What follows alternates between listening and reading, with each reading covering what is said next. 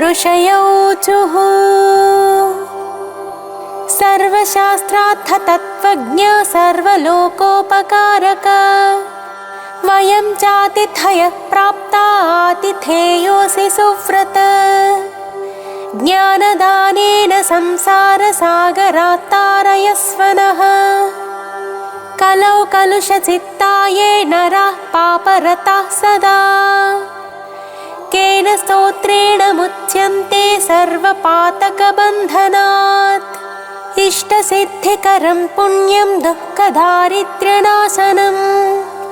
सर्वरोगहरं स्तोत्रं सूतनो वक्तुमर्हसि। श्रीसूत उवाच शृणुध्वं ऋषयः सर्वे नैमिषारण्यवासिनः तत्त्वज्ञानतपोनिष्ठाः सर्वशास्त्रविशारदाः स्वयंभुवा पुरा प्रोक्तं नारदाय महात्मने तदहं सम्प्रवक्ष्यामि श्रोतुं कौतूहलं यदि। ऋषय ऊचुः किमहा भगवान् ब्रह्मा नारदाय महात्मने सूतपुत्र महाभागा वक्तुमर्हसि साम्प्रतम्। श्रीसूत उवाच दिव्यसिंहासनासीनं सर्वदेवैरभिष्टुतं साष्टाङ्गं प्रणिपत्यैनं ब्रह्माणं भुवनेश्वरम् नारदः परिपप्रच्छा कृताञ्जलिरुपस्थितः। नारद उवाच लोकनाथ सुरश्रेष्ठ सर्वज्ञ करुणाकर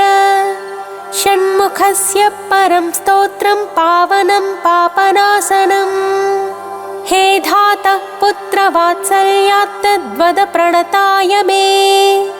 उपदिश्यतु मामेवं रक्ष रक्ष कृपानिधे। ब्रह्मोवाच शृणु वक्ष्यामि देवर्षे स्तव राजमिदं परम् मातृकामालिकायुक्तं ज्ञानमोक्षसुखप्रदम् सहस्राणि च नामानि षण्मुखस्य महात्मनः यानि नामानि दिव्यानि दुःखरोगहराणि च तानि नामानि वक्ष्यामि कृपया त्वयि नारद जपमात्रेण सिद्ध्यन्ते मनसा चिन्तितान्यपि इहामुत्र परं भोगं लभते नात्र संशयः इदं स्तोत्रं परं पुण्यं कोटियज्ञफलप्रदम् सन्देहो नात्र कर्तव्यः शृणु मे निश्चितं वचः। ॐ अस्य श्रीसुब्रह्मण्य सहस्रनामस्तोत्र महामन्त्रस्य ब्रह्मा ऋषिः अनुष्टुप् छन्दः सुब्रह्मण्यो देवता शरजन्माक्षय इति बीजम् शक्तिधरोक्षय इति शक्तिः कार्तिकेय इति कीलकम् क्रौञ्चधर इति कीलकम् शिखिवाहन इति कवचम् षण्मुखाय इति ध्यानम् श्रीसुब्रह्मण्य प्रसाद सिद्ध्यर्थे जपे विनियोगः। ध्यानम् ध्यायेच्छण्मुखमिन्दुकोटिसदृशं रत्नप्रभाशोभितम् बालार्कद्युतिषट्किरीटविलसत्केयूरहारान्वितम् कर्णालम्बितकुण्डलप्रविलसत्कण्डस्थलाशोभितम् काञ्चीकङ्कणकिङ्किणीरवयुतं शृङ्गारसारोदयम् ध्यायेदीप्सितसिद्धिदं शिवसुतं श्रीद्वादशाक्षं गुहम् खेटं कुक्कुटमङ्कुशं च वरदं पाशं धनुश्चक्रकम् वज्रं शक्तिमसिं च शूलमभयं दोर्भिधृतं षण्मुखं देवं चित्रमयूरवाहनगतं चित्राम्बरालङ्कृतम् अथ श्रीसुब्रह्मण्यसहस्रनामस्तोत्रम् अचिन्त्यशक्तिरनघस्त्वक्षोभ्यस्त्वपराजितः अनाथवत्सलो मेघस्त्वशोकोऽप्यचरो भयः अत्युदारो ह्यगहरस्त्वग्रगण्यो द्विजासुतः अनन्तमहिमापारोऽनन्तसौख्यप्रदो व्ययः अनन्तमोक्षदो नादिरप्रमेयोऽक्षरोच्युतः अकल्मषोऽभिरामोऽग्रधुर्यश्चामितविक्रमः अनाथनाथो ह्यमलो ह्यप्रमत्तो मरप्रभुः अरिन्दमोऽखिलाधारस्त्वणिमादिगुणोऽग्रणीः अचञ्चलो मरस्तुत्यो ह्यकलङ्कोऽमितासनः अग्निभोरणवद्याङ्गो ह्युद्भुतो भीष्टदायकः अतीन्द्रियो प्रमेयात्मा ह्युद्धृस्यो व्यक्तलक्षणः आपद्विनाशकस्त्वार्याढ्यागमसंस्तुतः आर्तसंरक्षणस्वाध्य आनन्दस्त्वार्यसेवितः आश्रितेष्टार्थवरदानन्द्यात्तफलप्रदः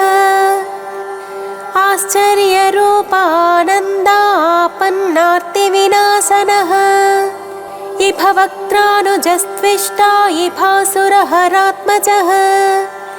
इतिहासश्रुतिस्तुत्या इन्द्रभोगफलप्रदः इष्टापूर्तफलप्राप्तिरिष्टेष्टवरदायकः इहामुत्रेष्टफलदा इष्टदस्त्विन्द्रवन्दितः ईडनेयस्त्वेषपुत्रा ईप्सितार्थप्रदायकः इति भीतिहरश्चेट्या ईषणात्रयवच्चितः उदारकीर्तिरुद्योगे चोत्कृष्टोरुपराक्रमः उत्कृष्टशक्तिरुत्साहा उदारश्चोत्सवप्रियः उज्जृम्भवुद्भवश्चोग्रा उदग्रश्चोग्रलोचनः उन्मत्त उग्रशमना उद्वेगग्नोरगेश्वरः उरुप्रभावश्चोदीर्णा उमापुत्र उदारधीः ऊध्वरेतस्तुतस्तूध्वा गतिदस्तो च पालकः ऊचितस्तोध्वगस्तोध्वा ऊध्वलोकैकनायकः ऊर्जावानोचितोदारा ऊचितोचितशासनः ऋषिदेवगणस्तुत्यारुणत्रयविमोचनः ऋजुरूपो ह्युजकरा ऋजुमार्गप्रदर्शनः ऋतंभरो ऋजुप्रीता वृषभस्तृद्धितस्तृतः लुलितोद्धारको लोतभवपाशप्रभञ्जनः एणाङ्कधर सत्पुत्रा एकयेनो विनाशनः ऐश्वर्यतश्चैन्द्रभोगी चैतिह्यश्चैन्द्रवन्दितः ओजस्वी चौषधिस्थानमोजोदश्चौदनप्रदः औदार्यशील औमेया औग्रौन्नत्यदायकः औदार्य औषधकरा औषधं चौषधाकरः अंशुमानं सुमालीट्याम्बिकातनयोन्नदः अन्धकारिसुतोऽन्धत्वाहारे चाम्बुजलोचनः अस्तमयो मराधेशो ह्यस्पष्टो स्तोकपुण्यदः हस्तामित्रोस्तरूपश्चास्कलत्सुगतिदायकः कार्तिकेयः कामरूपः कुमारः क्रौञ्चधारणः कामदः कारणं काम्यः कमनीयः कृपाकरः काञ्चनाभः कान्तियुक्तः कामी कामप्रदः कविः कीर्तिकृत्कुक्कुटधरः कूटस्थ कुवलेक्षणः कुङ्कुमाङ्गः क्लमहरः कुशलः कुक्कुटध्वजः कुशानुसम्भवः क्रूरः क्रूरज्ञः कलितापहृत् कामरूपः कल्पतरुः कान्तकामितदायकः कल्याणकृत्क्लेशनाशः कृपालुः करुणाकरः कलुषज्ञः क्रियाशक्तिः कठोरः कवचीकृति कोमलाङ्गः कुशप्रीतः कुत्सितज्ञः कलाधरः ख्यातः खेटधरः खड्गी खट्वाङ्गी खलनिग्रहः ख्यातिप्रदः खेचरेशः ख्यातिः खेचरस्तुतः खरतापहरः स्वस्थः खेचर खेचराश्रयः खण्डेन्दुमौलितनयः खेलः खेचरपालकः खस्थलः खण्डितार्कश्च खेचरीजनपूजितः गाङ्गेयो गिरिजापुत्रो गणनाथानुजो गुहः गोप्ता गीर्वाणसंसेव्यो गुणातीतो गुहाश्रयः गतिप्रदो गुणनिधिः गम्भीरो गिरिजात्मजः गूढरूपो गदहरो गुणाधीशो गुणाग्रणीः गोधरो गहनो गुप्तो गर्वज्ञो गुणवर्धनः गुह्यो गुणज्ञो गीतिज्ञो गतातङ्को गुणाश्रयः गत्यपत्यप्रियो गुण्यो गोस्तुतो गगनेचरः गणनीयचरित्रश्च गतक्लेशो गुणार्णवः घूर्णिताक्षो घृणिनिधिः घनगम्भीरघूषणः घण्टानादप्रियो घोषो घोराघौखविनाशनः घनानन्दो घर्महन्ता घृणावान् घृष्टिपातकः घृणी घृणाकरो घोरो घोरदैत्यप्रहारकः घटितैश्वर्यसन्दोहो घनाथो घनसङ्क्रमः चित्रकृच्चित्रवर्णश्च चञ्चलश्च फलद्युतिः चिन्मयश्चित्स्वरूपश्च चिरानन्दश्चिरन्तनः चित्रकेलिश्चित्रतरश्चिन्तनीयश्च मत्कृतिः चोरग्नश्चतुरश्चारुश्चामीकरविभूषणः चन्द्रार्ककोटिसदृशश्चन्द्रमौलितनूभवः छादिताङ्गश्चद्महन्ता छेदिताखिलपातकः छेदीकृततमः क्लेशश्चत्रीकृतमहायशाः छादिताशेषसन्तापश्च्युतिरामृतसागरः छन्नत्रैगुण्यरूपश्च छातेहश्छिन्नसंशयः छन्दोमयश्छन्दगामी छिन्नपाशश्च विच्छदः जगद्धितो जगत्पूज्यो जगज्येष्ठो जगन्मयः जनको जाह्नवी सूनुर्जितामित्रो जगद्गुरुः जयी जितेन्द्रियो जैत्रो जरामरणवर्जितः ज्योतिर्मयो जगन्नाथो जगज्जीवो जनाश्रयः जगत्सेव्यो जगत्कर्ता जगत्साक्षी जगत्प्रियः जम्भारिवन्द्यो जयदो जगज्जनमनोहरः जगदानन्दजनको जनजाड्यापहारकः जपाकुसुमसङ्कासो जनलोचनशोभनः जनेश्वरो जितक्रोधो जनजन्मनिबर्हणः जयदो जन्तुतापज्ञो जितदैत्यमहाव्रजः जितमायो जितक्रोधो जितसङ्गो जनप्रियः झुञ्झुनिलमहावेगो झुरिताशेषपातकः झुच्छरे कृतदैत्यौघो झुल्लरे वाद्यसम्प्रियः ज्ञानमूर्ति ज्ञानगम्यो ज्ञानी ज्ञानमहानिधिः टङ्काररुत्तविभव टङ्कवज्रध्वजाङ्कितः टङ्किताखिललोकश्चाटङ्कितैनस्तमोरविः डम्बरप्रभवो डम्भो डम्बोडमरुकप्रियः डमरोत्कटसन्नादो डिम्भरूपस्वरूपकः धक्कानादप्रीतिकरो ढालितासुरसङ्कुलः धौकितामरसन्दोहो ढुण्ढिविघ्नेश्वरानुजः तत्त्वज्ञस्तत्त्वगस्तीव्रस्तपोरूपस्तपोमयः त्रयीमयस्त्रिकालज्ञस्त्रिमूर्तिस्त्रिगुणात्मकः त्रिदशेषस्तारकारिस्तापज्ञस्तापसप्रियः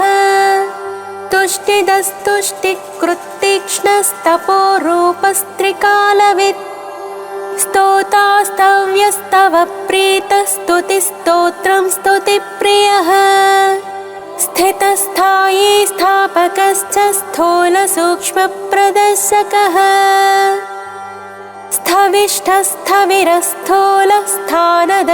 स्थविष्ठस्थविरस्थूलस्थानदस्थैर्यदस्थिरः दान्तोदयापरो दाता दुरितज्ञो दुरासदः दर्शनीयो दयासारो देवदेवो दयानिधिः दुराधर्षो दुर्विगाह्यो दक्षो दर्पणशोभितः दुर्धरो दानशीलश्च द्वादशाक्षो द्विषट्भुजः द्विषट्कर्णो द्विषट्बाहुर्तेन सन्तापनाशनः दन्दशोकेश्वरो देवो देव्यो देव्याकृतितमः दीर्घवृत्तो दीर्घबाहुर्दीर्घदृष्टिर्धिवस्पतिः दण्डो दमयिता दर्पो देवसिंहो दृढव्रतः दुर्लभो दुर्गमो दीप्तो दुष्प्रेक्ष्यो दिव्यमण्डनः दुरोदरज्ञो दुःखज्ञो दुरारिज्ञो दिशाम्पतिः दुर्जयो देवसेनेशो दुर्ज्ञेयो दुरतिक्रमः दम्भो दृप्तश्च देवर्षिदैवज्ञो दैवचिन्तकः धुरन्धरो धर्मपरो धनदो धृतिवर्धनः धर्मेशो धर्मशास्त्रज्ञो धन्वी धर्मपरायणः धनाध्यक्षो धनपति धृतिमान् धूतकल्भिषः धर्महेतुर्धर्मशूरो धर्मकृद्धर्मविध्रुवः धाता धीमान् धर्मचारी धन्यो धुर्यो धृतव्रतः नित्योत्सवो नित्यतृप्तो निर्लेपो निश्चलात्मकः निरवध्यो निराधारो निष्कलङ्को निरञ्जनः निर्ममो निरहङ्कारो निर्मोहो निरुपद्रवः नित्यानन्दो निरातङ्को निष्प्रपञ्चो निरामयः निरवध्यो निरीहश्च नित्यशो निर्मलात्मकः नित्यानन्दो निच्चरेशो निस्सङ्गो निगमस्तुतः निष्कण्टको निरालम्बो निष्प्रत्योहो निरुद्भवः नित्यो नियतकल्याणो निर्विकल्पो निराश्रयः नेता निधिर्नैकरूपो निराकारो नदीसुतः पुलिन्दकन्यारमणः पुरुजित्परमप्रियः प्रत्यक्षमूर्तिः प्रत्यक्षः परेशः पूर्णपुण्यदः पुण्याकरः पुण्यरूपः पुण्यः पुण्यपरायणः पुण्योदयः परं ज्योतिः पुण्यकृत् पुण्यवर्धनः परानन्दः परतरः पुण्यकीर्तिः पुरातनः प्रसन्नरूपः प्राणेशः पन्नगः पापनाशनः प्रणतार्तिहरः पूर्णः पार्वतीनन्दनः प्रभुः पूतात्मा पुरुषः प्राणः प्रभवः पुरुषोत्तमः प्रसन्नः परमस्पष्टः परः परिव्रूढः परः परमात्मा परब्रह्मा परार्थः प्रियदर्शनः पवित्रः पुष्टिदः पूर्तिः पिङ्गळः पुष्टिवर्धनः पापहारी पाशधरः प्रमत्तासुरशिक्षकः पावनः पावकः पूज्यः पूर्णानन्दः परात्परः पुष्कलः प्रवरः पूर्वः पितृभक्तः पुरोगमः प्राणदः प्राणिजनकः प्रतिष्ठः पावकोद्भवः परब्रह्मस्वरूपश्च परमैश्वर्यकारणम् परद्धिदः पुष्टिकरः प्रकाशात्मा प्रतापवान् प्रज्ञापरः प्रकृष्टार्थः पृथुपराक्रमः फणीश्वरः फणिवरः फणामणिविभूषणः फलदः फलहस्तश्च फुल्लाम्बुजविलोचनः फडुच्चाटितपापौघः फणिलोकविभूषणः बाहुलेयो बृहद्रूपो बलिष्ठो बलवान् बली ब्रह्मेश विष्णुरूपश्च बुद्धो बुद्धिमताम्बरः बालरूपो ब्रह्मगर्भो ब्रह्मचारी बुधप्रियः बहुश्रुतो बहुमतो ब्रह्मण्यो ब्राह्मणप्रियः बलप्रमथनो ब्रह्मा बहुरूपो बहुप्रदः बृहद्भानुतनोद्भूतो बृहत्सेनो विलेशयः बहुबाहुर्बलश्रीमान् बहुदैत्यविनाशकः बिलद्वारान्तरालस्थो बृहत्शक्तिधनुद्धरः बालार्कद्युतिमान् बालो बृहद्वक्षा बृहद्धनुः भव्यो भोगीश्वरो भाव्यो भवनाशो भवप्रियः भक्तिगम्यो भयहरो भावज्ञो भक्तसुप्रियः भुक्तिमुक्तिप्रदो भोगी भगवान् भाग्यवर्धनः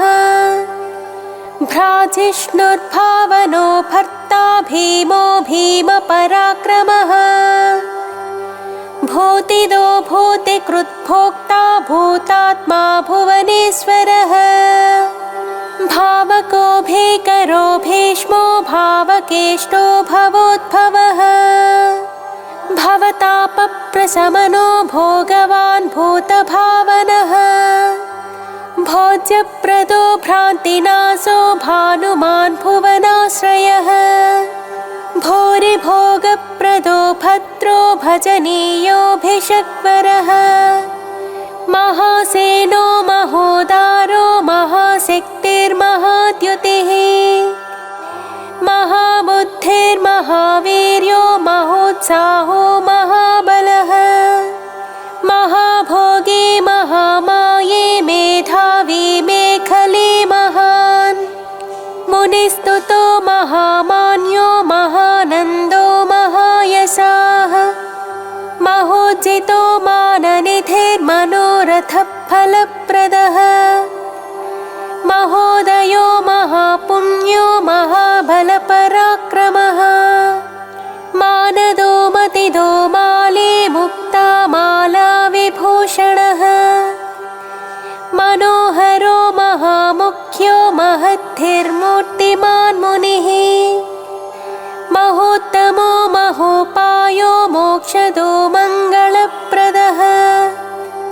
मुदाकरो मुक्तिदाता महाभोगो महोरगः यशस्करो योगियोनिर्योगीश्वरो वरिष्ठो यमिनाम्बरः यशस्वी योगपुरुषो योग्यो योगनिधिर्यमे यतिसेव्यो योगयुक्तो योगविद्योगसिद्धिदः यन्त्रो यन्त्रे च यन्त्रज्ञो यन्त्रवान् यन्त्रवाहकः यातनारहितो योगी योगीशो योगिनाम्बरः रमणीयो रम्यरूपो रसज्ञो रसभावनः रञ्जनो रञ्जितो रागी रुचिरो रुद्रसम्भवः रणप्रियो रणोदारो रागद्वेषविनाशनः रत्नाचिरुचिरो रम्यो रूपलावण्यविग्रहः रत्नाङ्गदधरो रत्नभूषणो रमणीयकः रुचिकृत्रो च मानश्च रञ्जितो रोगनाशनः राजीवाक्षो राजराजो रक्तमाल्यानुलेपनः राजद्वेदागमस्तुत्यो रजः सत्त्वगुणान्वितः रजनीशकलारम्यो रत्नकुण्डलमण्डितः रत्नसन्मौलिशोभाढ्यो रणन्मञ्जीरभूषणः लोकैकनाथो लोकेशो ललितो लोकनायकः लोकरक्षो लोकशिक्षो लोकलोचनरञ्जितः लोकबन्धुर्लोकधाता लोकत्रयमहाहितः लोकचूडामणिर्लोकवन्द्यो लावण्यविग्रहः लोकाध्यक्षस्तु लीलावान् लोकोत्तरगुणान्वितः वरिष्ठो वरदो वैद्यो विशिष्टो विक्रमो विभुः विबुधाग्रचरो वस्यो विकल्पपरिवर्जितः विपासो विगतातङ्को विचित्राङ्गो विरोचनः विद्याधरो विशुद्धात्मा वेदाङ्गो विबुधप्रियः वचस्करो व्यापकश्च विज्ञानी विनयान्वितः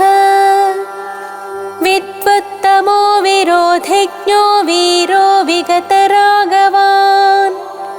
वीतभावो विनीतात्मा वेदगर्भो वसुप्रदः विश्वदीप्तिर्विशालाक्षो विजितात्मा विभावनः वेदवेद्यो विधेयात्मा वेददोषश्च वेदवेत् विश्वकर्मा वीतभयो वागीशो वासवाचितः वीरध्वंसो विश्वमूर्तिर्विश्वरूपो वरासनः विशाखो विमलो वाग्मी विद्वान् वेदधरो वटुः वीरचूडामणिर्वीरो विद्येशो विबुधाश्रयः विजये विनये वेत्ता वरीयान् विरजावसुः वीरज्ञो विश्वरो वेद्यो वेगवान् वीर्यवान् वशी वरशीलो वरगुणो विशोको वज्रधारकः शरजन्मा शक्तिधरः शत्रुघ्नः शिखिवाहनः श्रीमान् शिष्टः शुचिः शुद्धः शाश्वतः श्रुतिसागरः शरण्यः शुभदः शर्मा शिष्टेष्टः शुभलक्षणः शान्तः शूलधरः श्रेष्ठः शुद्धात्मा शङ्करः शिवः शितिकण्ठात्मजः शूरः शान्तिदः शोकनाशनः षण्मातुरः षण्मुखश्च षड्गुणैश्वर्यसंयुतः षट्चक्रस्थः षडूर्मिज्ञः षडङ्गश्रुतिपारगः षड्भावरहितः षट्कः षट्शास्त्रस्मृतिपारगः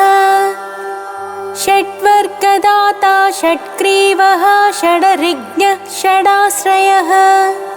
षट्किरीटधरः श्रीमान् षडाधारश्च षट्क्रमः षट्कोणमध्यनिलयः षण्डत्वपरिहारकः सेनानी सुभगः स्कन्दः सुरानन्दः सतां गतिः सुब्रह्मण्यः सुराध्यक्षः सर्वज्ञः सर्वतः सुखी सुलभः सिद्धिदः सौम्यः सिद्धेशः सिद्धिसाधनः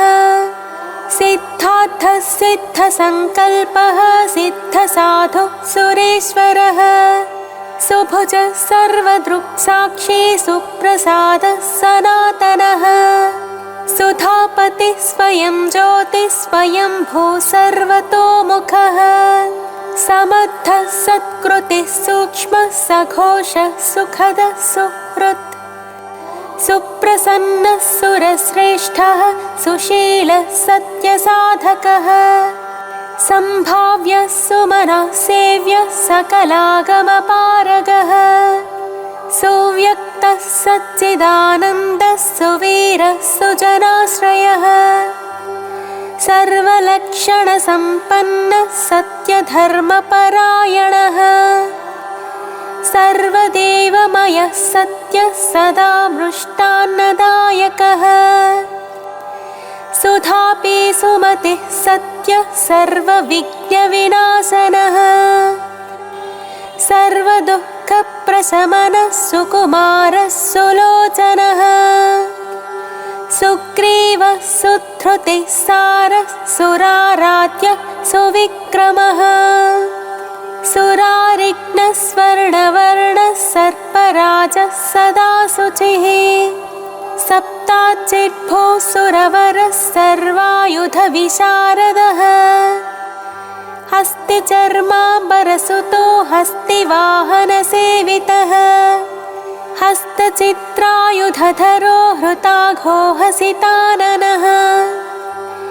हेमभूषो हरिद्वर्णो हृष्टिदो हृष्टिवर्धनः हेमाद्रिभित्तं सरूपो हुङ्कारहतकिल्बिषः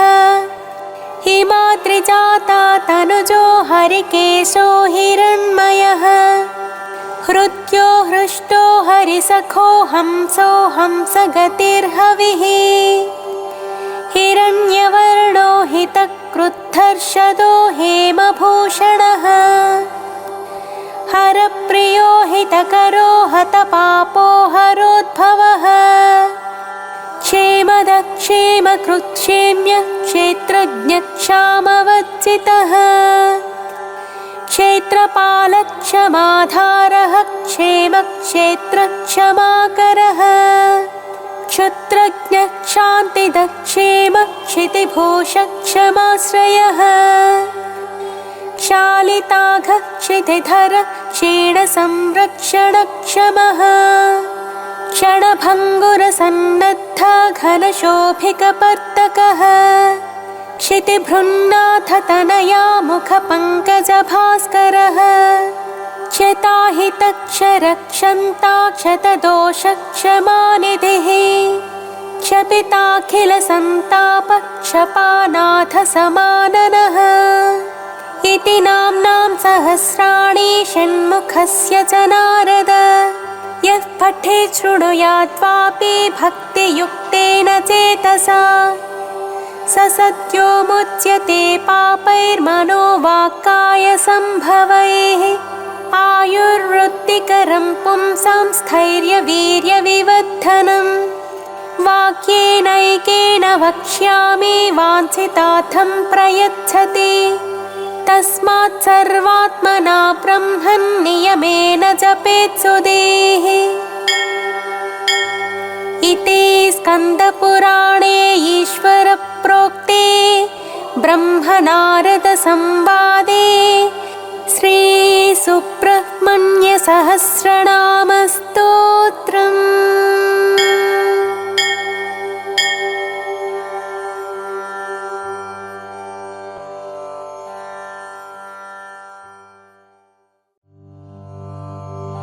ॐ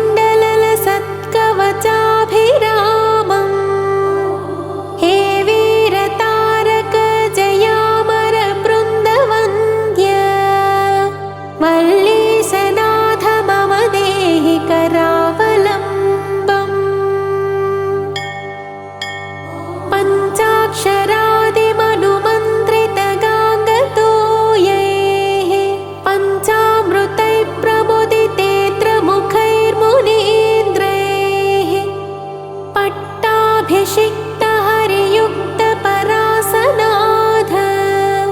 वल्लीसनाथ मम देहि करावलम्बम्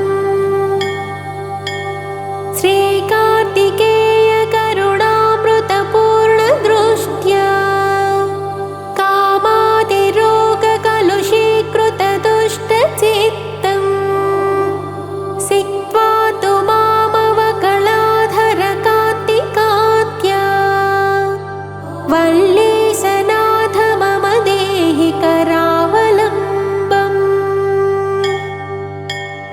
सुब्रह्मण्याष्टकं पुण्यं ये पठन्ति द्विजोत्तमाः ते सर्वे मुक्तिमायान्ति सुब्रह्मण्यप्रसादतः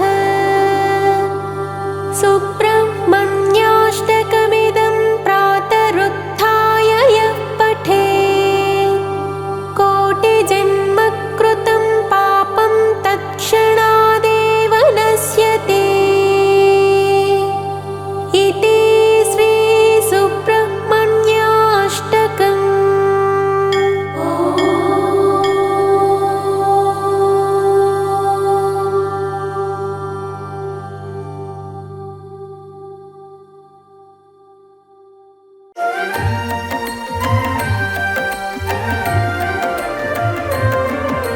షణ్ముఖుడు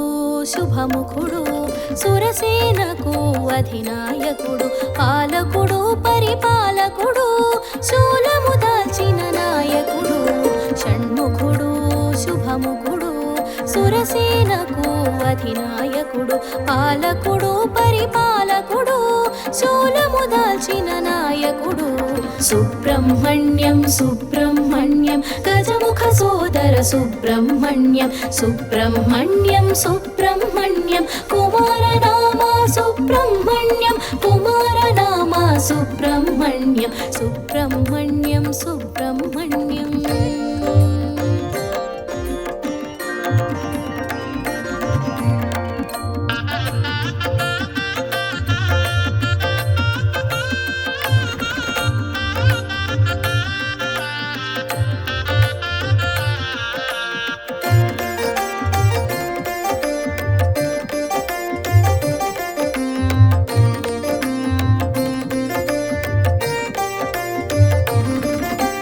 విశ్వతేజస్సు విరియంగా విశ్వవ్యాప్తమై వెలిగేను క్రౌంచగిరిపై వసించి కన్నుల కాంతులు నింపేను శివతేజమున తెలిసేను రెల్లు పొదలలో విరిసేను శివతేజమున తెలిసేను రెల్లు పొదలలో విరిసేను పల్లెము దాల్చి నిలిచేను బాగంగేయునిగా పెరిగేను షణ్ముఖుడు శుభముఖుడు సురసేనకు అధినాయకుడు పాలకుడు పరిపాలకుడు శూలము దాల్చిన నాయకుడు సుబ్రహ్మణ్యం సుబ్రహ్మణ్యం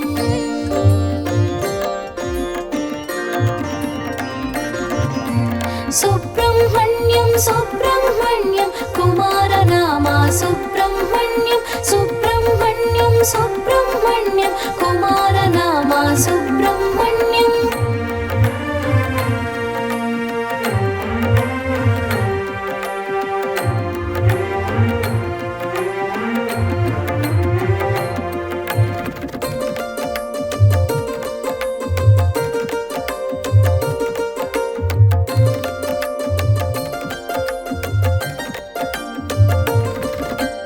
అగ్నిపుత్రునిగా తెలిసేను అగ్నిశిఖలో మెరిసేను శిఖివాహనము అందేను శిఖరాగ్రమున వెలిగేను ఓంకారార్థము వివరించి శివునికి గురువై నిలిచేను ఓంకారార్థము వివరించి శివునికి గురువై నిలిచేను కృత్తిక క్షీరం పానము చేసి కార్తికేయుడై తెలిసేను షణ్ముఖుడు శుభముఖుడు సురసేనకు అధినాయకుడు పాలకుడు పరిపాలకుడు శూలము దాల్చిన నాయకుడు సుబ్రహ్మణ్యం సుబ్రహ్మణ్యం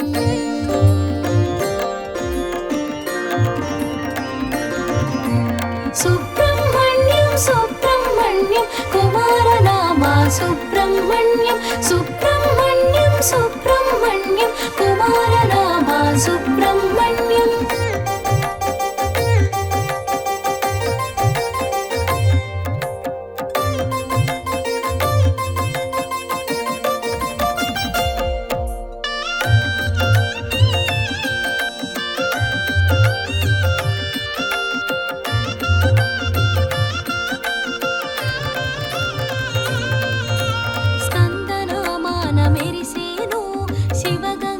ఫలముగ కలిగేను కుమారనామాన కూడేను స్వామి నామాన శోభించేను తారకాసురుని తుదముట్టించి సురముని క్షోభను తీర్చేను తారకాసురుని తుదముట్టించి సురముని క్షోభను తీర్చేను శక్తిధరునిగా భాసించి ముక్తి ప్రదాతగా మెరిసేను షణ్ముఖుడు శుభముఖుడు సురసేనకు అధినాయకుడు పాలకుడు పరిపాలకుడు శూలము దాల్చిన నాయకుడు సుబ్రహ్మణ్యం సుబ్రహ్మణ్యం.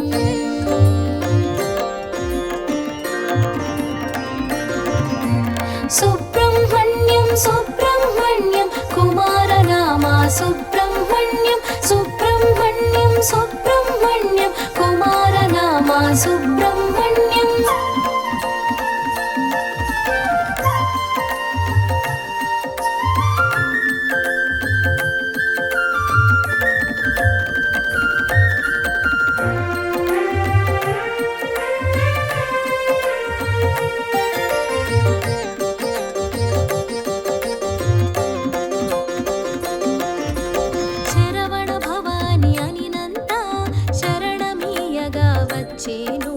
భవభయహరణము చేసేను నిజ భక్తికి రక్షణ నొసగేను వేద గర్భుడై వెలిగేను అగ్నిముఖమున అమరేను వేద గర్భుడై వెలిగేను అగ్నిముఖమున అమరేను దేవసేనతో కూడేను వల్లి సహితమై మెలిగేను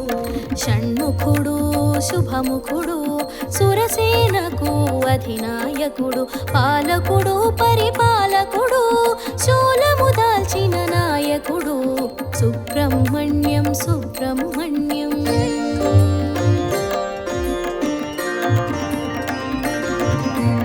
సుబ్రహ్మణ్యం సుబ్రహ్మణ్యం కుమారనామా సుబ్రహ్మణ్యం సుబ్రహ్మణ్యం సుబ్రహ్మణ్యం కుమారనామా సుబ్రహ్మణ్యం.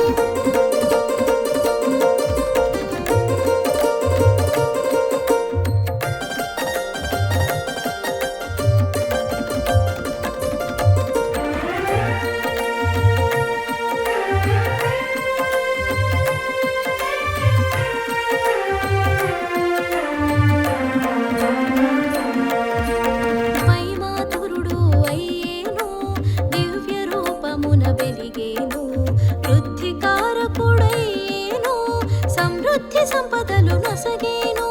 భుజంగ రూపము నుండేను భుజంగ స్తోత్రమునందేను భుజంగ రూపము నుండేను భుజంగ స్తోత్రమునందేను కుండలి తేజము నుండేను కుండల శక్తిని కూర్చేను షణ్ముఖుడు శుభముఖుడు సురసేనకు అధినాయకుడు పాలకుడు పరిపాలకుడు శూలము దాల్చిన నాయకుడు సుబ్రహ్మణ్యం సుబ్రహ్మణ్యం.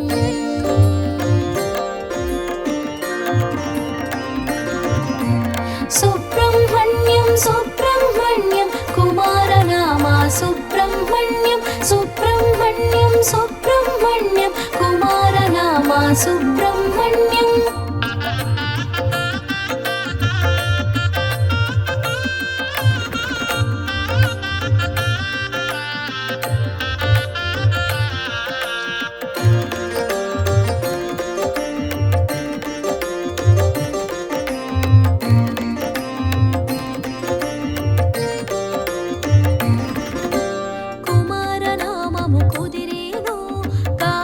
ఫలములు నొసగేను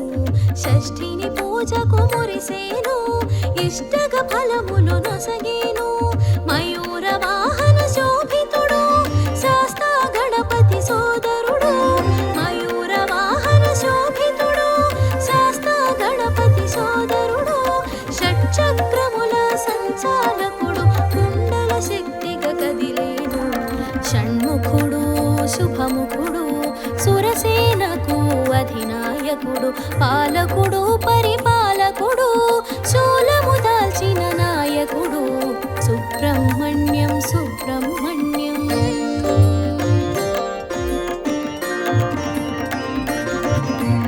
సుబ్రహ్మణ్యం సుబ్రహ్మణ్యం కుమారనామా సుబ్రహ్మణ్యం సుబ్రహ్మణ్యం సుబ్రహ్మణ్యం కుమారనామా సుబ్రహ్మణ్యం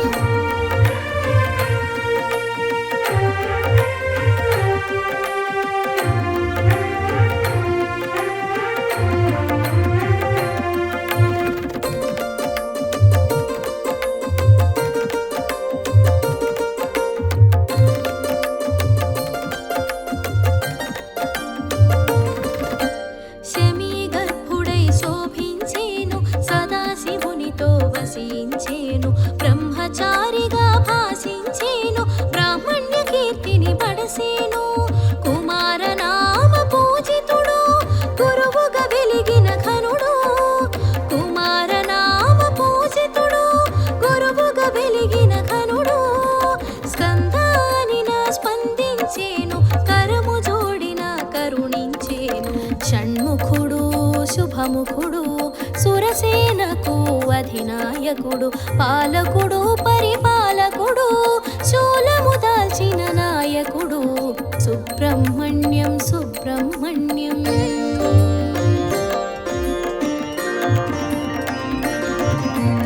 సుబ్రహ్మణ్యం సుబ్రహ్మణ్యం కుమారనామా సుబ్రహ్మణ్యం సుబ్రహ్మణ్యం సుబ్రహ్మణ్యం కుమారనామా సుబ్రహ్మణ్యం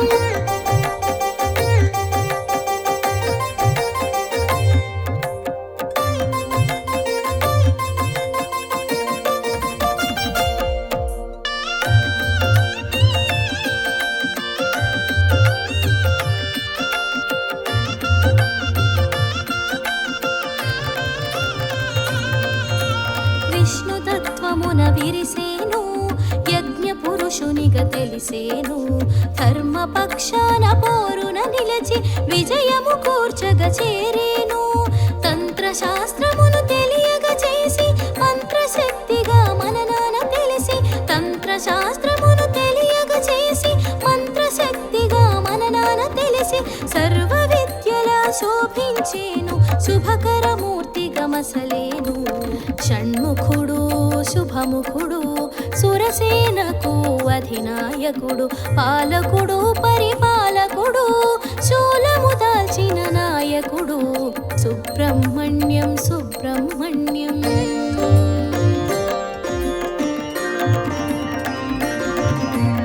సుబ్రహ్మణ్యం సుబ్రహ్మణ్యం కుమారనామా సుబ్రహ్మణ్యం సుబ్రహ్మణ్యం సుబ్రహ్మణ్యం కుమారనామా సుబ్రహ్మణ్యం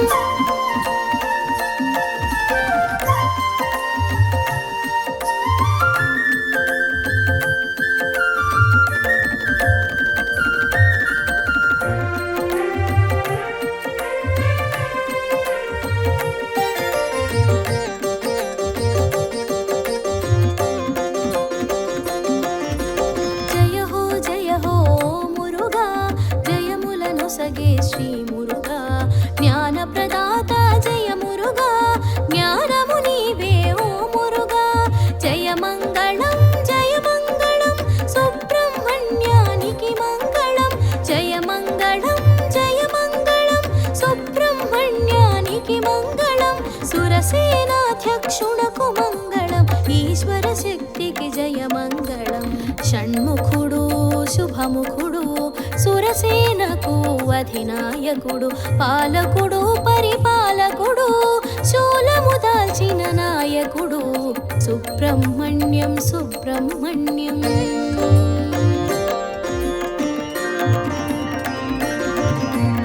సుబ్రహ్మణ్యం సుబ్రహ్మణ్యం सुब्रह्मण्यं कुमारनामा सुब्रह्मण्यं सुब्रह्मण्यं सुब्रह्मण्यं कुमारनामा सुब्रह्मण्यम्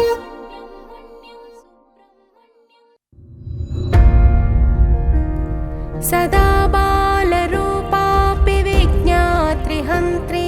महादन्ति वक्त्रापि पञ्चास्य मान्या विधेन्द्रादिमृग्या गणेशाभिधामे विधत्तां श्रियं कापि कल्याणमूर्तिः न जानामि शब्दं न जानामि चार्थं न जानामि पद्यं न जानामि गद्यं चिदेका षडास्या हृदिद्योतते मे मुखान्ने सरन्ति गिरश्चापि चित्रम्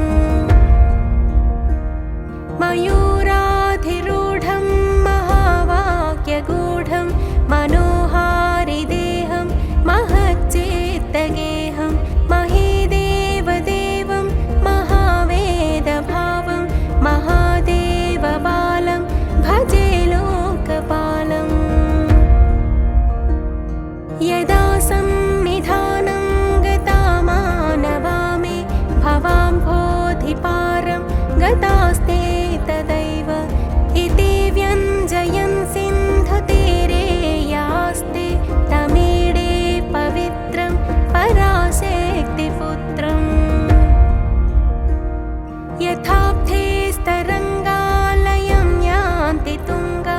तथैवापदः सन्निधौ सेवतां मे इति वोर्मिपङ्क्तिर्नृणां दर्शयन्तं सदा भावये हृत्सरोजे गुहं तम् गिरौ मन्निवासे नरायेधिरूढा स्तदा पर्वते राजते तेधिरूढा इतीव ब्रवङ्गन्धशैलाधिरूढ सदेवो मुदे मे सदा षण्मुखोऽस्तु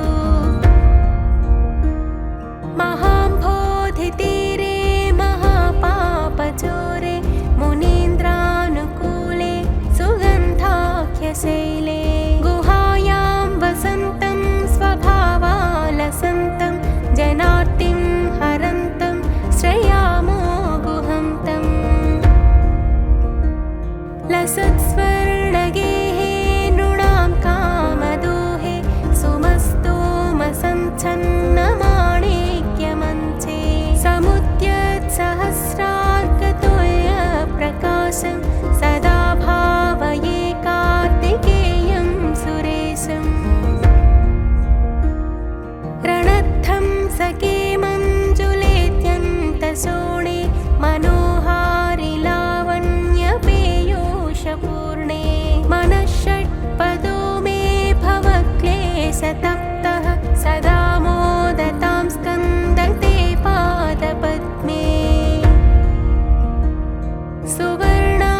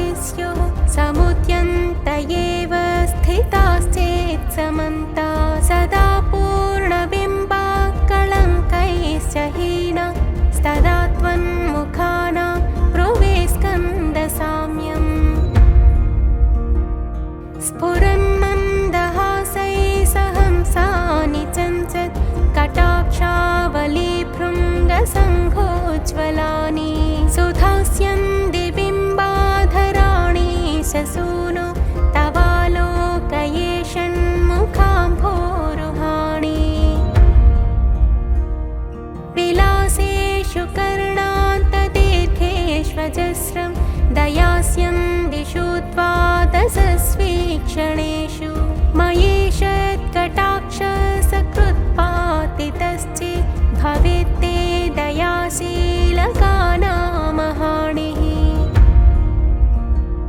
सुताङ्गोद्भवो मेऽसि जीवेति षट्था जपन्मन्त्रमेषो मुदा जेघ्रते यान् जगद्भारभृद्भ्यो जगन्नाथ तेभ्यः किरीटोज्ज्वलेभ्यो नमो मस्तकेभ्यः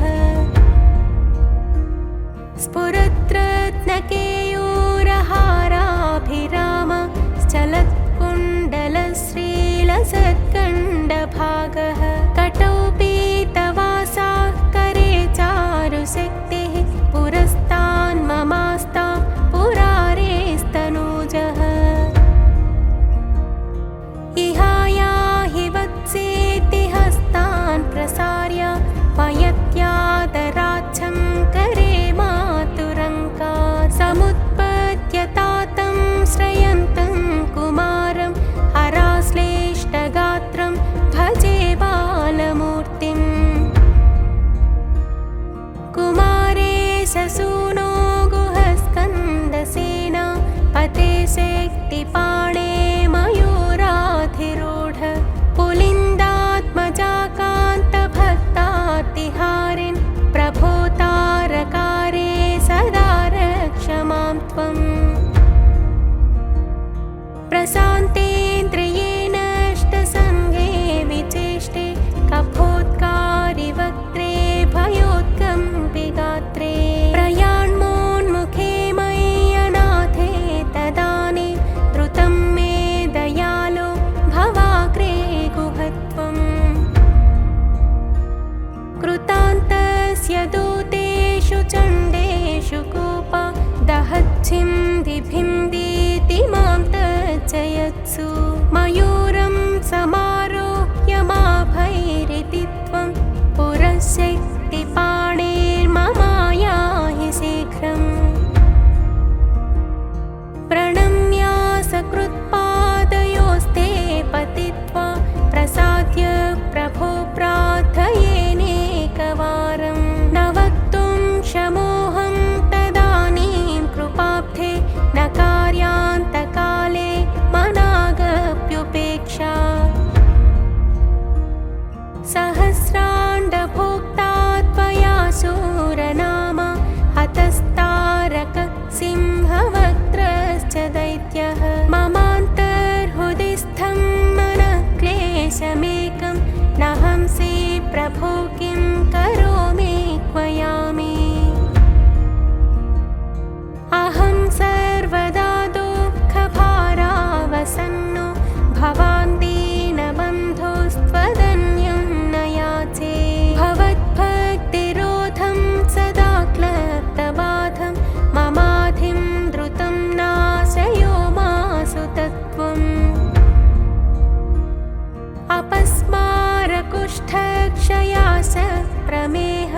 ज्वरोन्मादगुल्मादिरोगा महान्तः पिशाचाश्च सर्वे भवत्पत्रभूतिं विलोक्य क्षणात्तारकारे द्रवन्ते